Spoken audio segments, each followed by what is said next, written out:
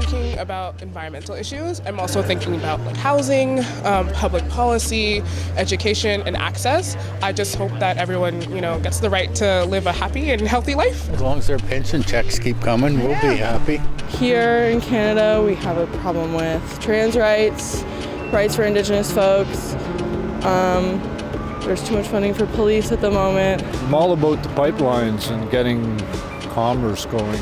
The economy is kind of all over the place at the moment, and trying to make things a little bit more fair for everyone, especially for myself. I'm autistic, so being on the spectrum can add a lot of challenges to my life. Some Canadians there talking about the issues that are matter to them, guiding their vote for this election. We're obviously trying to hear from as many as you as possible during the campaign, highlighting some of your different perspectives and opinions right across the country. And part of that is talking to some undecided young people, young voters, about what matters to them. Harman Banga is joining us from Brampton, Ontario, and Alex Kimball is in Hants Border, Nova Scotia. Thank you both for joining us. Appreciate it. Thank you, Rosemary. Good to see you. Alex, I will say you've got construction behind you. That's what that tarp is. People, you're not living in a tent, but we will talk about housing, I'm sure. Yeah. Harman, I'm going to start with you because you just turned 18 back in February. You wrote a lovely piece for our website, CBC, and you're casting your vote for the first time. What are the things that you're thinking about as you're making this decision?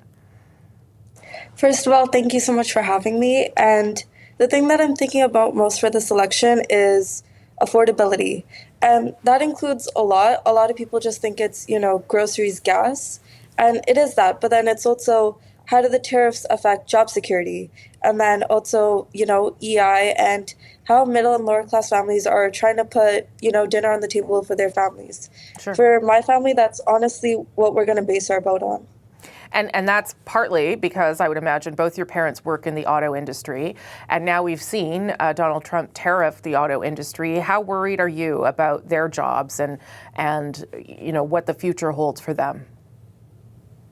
Yeah, well, for my dad to be rehired into his auto plant, a lot of it depends on the sustainability of auto in Ontario, and so that's definitely a big concern. For my mom's plant, it's not closing immediately, but looking in the long term, if the jobs don't stay in Ontario, then it's definitely a big concern for my family, which has always relied on auto for our incomes. Yeah. Okay, Alex, so you're there in your parents' basement. It's your second federal election, but obviously, things have changed pretty dramatically since the first time you voted. What is the thing that you're thinking about? Housing, affordability are top of mind. I mean, anyone I talk to, rent is a number one thing. How they are going to be able to afford a house, that home ownership feels so far out of reach. Yeah. And I know both parties have offered that, but it's getting them to the end point, getting them to started on that process. How do we get a mortgage? Making sure that young people are able to afford things. So you have 15 and 16-year-olds who are paying HST and GST, but the GST checks don't come to them. What have you heard anything from any of the parties that you think is a good idea that you'd like to hear more about, Alex? I know the Liberals, they talked about the GST elimination on first-time home buyers. I think that's a decent start. I'd be interested to hear more about that. I'm also interested to hear maybe how the Conservatives are going to expand their plan on building new builds, because they also announced that they were cutting GST on those. And so maybe how they're going to expand to maybe blend those together. We're seeing a similar trend as we have the whole election, where they're very similar in policies, but one's going to have to make the difference. Yeah. Harman, do you feel like parties are trying to talk to young people like yourself? Is that actually do you hear them trying to appeal to you? Do you hear anything that sounds like they're concerned about the things you're concerned about?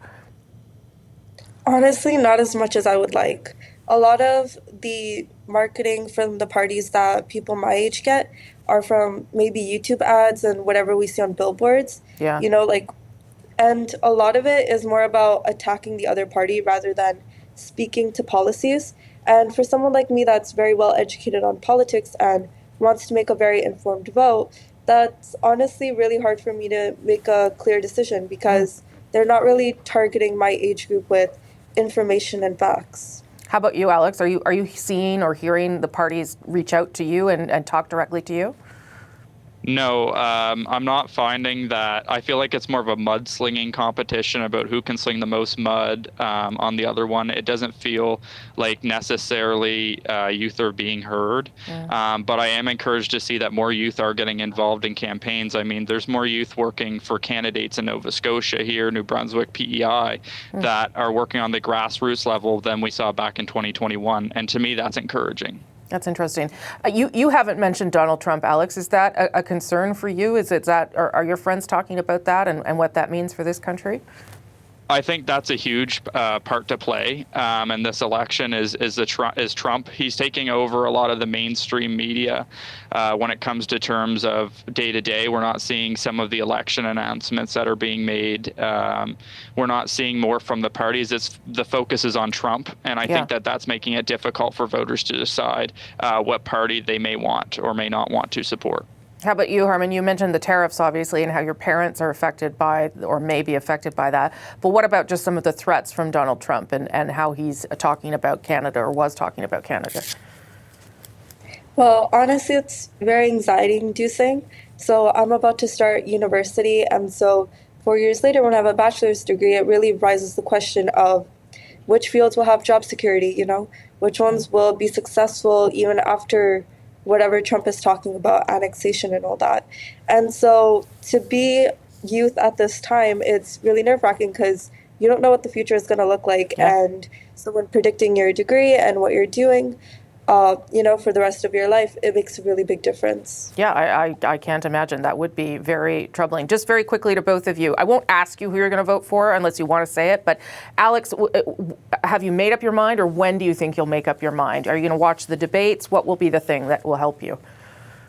I personally haven't made up my mind yet about who I will vote for. I think the debates are going to be a very mainstreamed issue. I think that's going to determine partly who might win this election. I know on the Carney front, he struggles sometimes with French. So I think how he navigates that is going to be important, as well as Poilievre on some of the other issues that they have neglected to touch on this election so far. Harman, just 10 seconds. How will you make up your mind?